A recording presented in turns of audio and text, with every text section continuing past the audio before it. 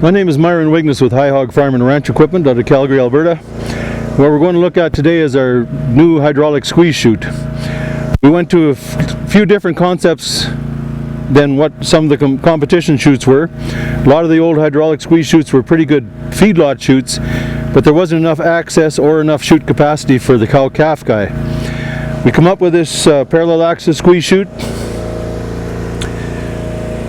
It gives us a lot of capacity for pregnant cows. Vets like it because it's got access to every part of the animal, full length, top and bottom, both sides.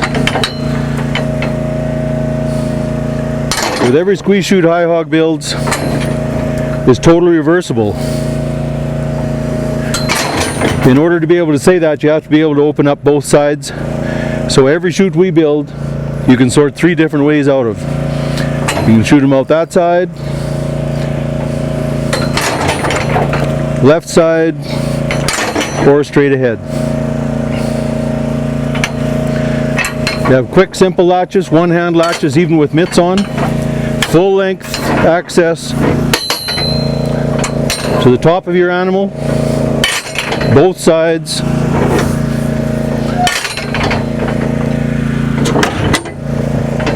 And also full length access to the bottom of your animal, both sides. You also have access to the shoulder. Very quick, simple latches. Now whenever we expect you to work under a door like this, we'll put a safety latch on these particular latches, so you don't accidentally trip that latch when you're down there working on feet or milking a cow or semen testing a bull.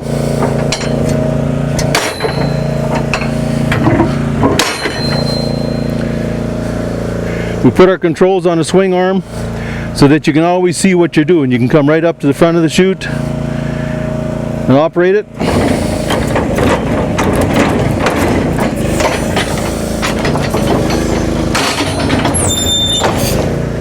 And if you got one that maybe needs a bit of a slap to get her persuaded to go in, you can give her a slap and still run the chute. The neck extender is mounted on all of the hydraulic squeezes. It's up to you if you want to use it. And one of the advantages of this Hi-Hog design is a new concept in the head gate and the tailgate. They slide parallel. They open full width right to the floor. Some of the problems with the old scissor style and V-shaped hydraulic squeezes is that cattle hesitated coming in because the floor was too narrow, and they all jumped out of it because of the scissor type head gate. With this one, they come in readily and they'll walk out. Okay, from this angle we can see the range of motion I was talking about to get a nice wide floor for them to walk into. Yet you can squeeze right down and accommodate calves down to, depends on the style of the calf, around that 450, 500 pound mark. But even big bulls with a wide stance don't mind walking into that.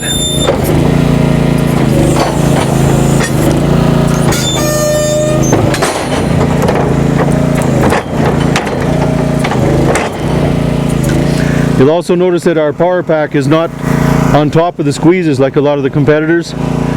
When you put your pump and your power pack on top there, you're creating vibration, you're creating noise, and all of that is a deterrent for the cattle entering your chute. So we get our power pack away from the chute, and it helps with the flow of the cattle.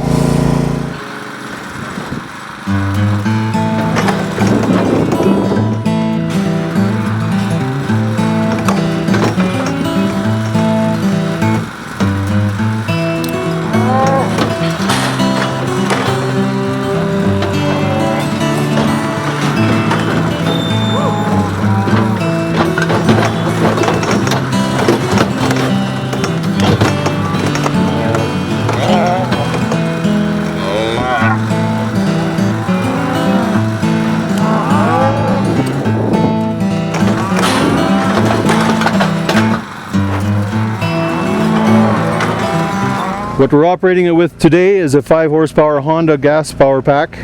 Most of them are sold with a 2 horse electric power pack, and that one is capable of running on 110 power as long as you have a 20 amp circuit.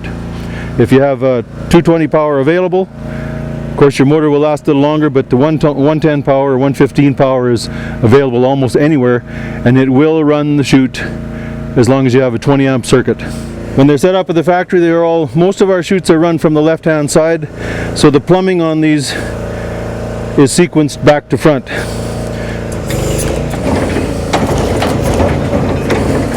Center one runs your body, and the back one runs the back gate.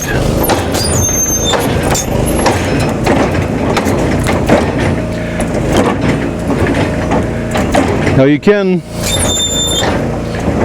kind of run it like a self-catch. You bring your animal in, squeeze it up a little bit just to slow it down, give it enough room for its head, and then you don't have to be that super fast. Your timing doesn't have to be right, but once you've run it a few times and get onto it, your timing will get a lot better. This chute, if I happen to have to go around to the other side and still run the chute,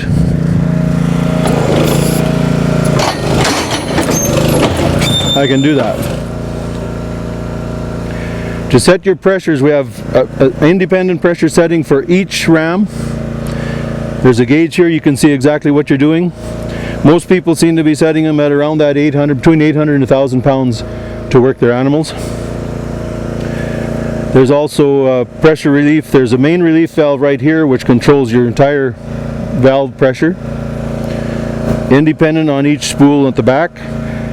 And on the electric one, there's also a relief valve on the pump base itself. So when it comes time to set your pressures, I start at the independent ones, and if it won't allow me to achieve the pressure I want there, then I go to this one and turn it up a little bit. And if I still can't get the pressure I want, then that means that the one on the pump is set too low. Chute weighs about 2,200 pounds, shipping weight including the power pack. And the price doesn't differ, doesn't matter if it's electric power or gas power, the price is the same. And like everything Hi-Hog builds, the hookup, everything we build hooks up exactly the same way. So if you have a manual chute now, take it out, put the hydraulic one in, and it'll pin right into the place where the manual was.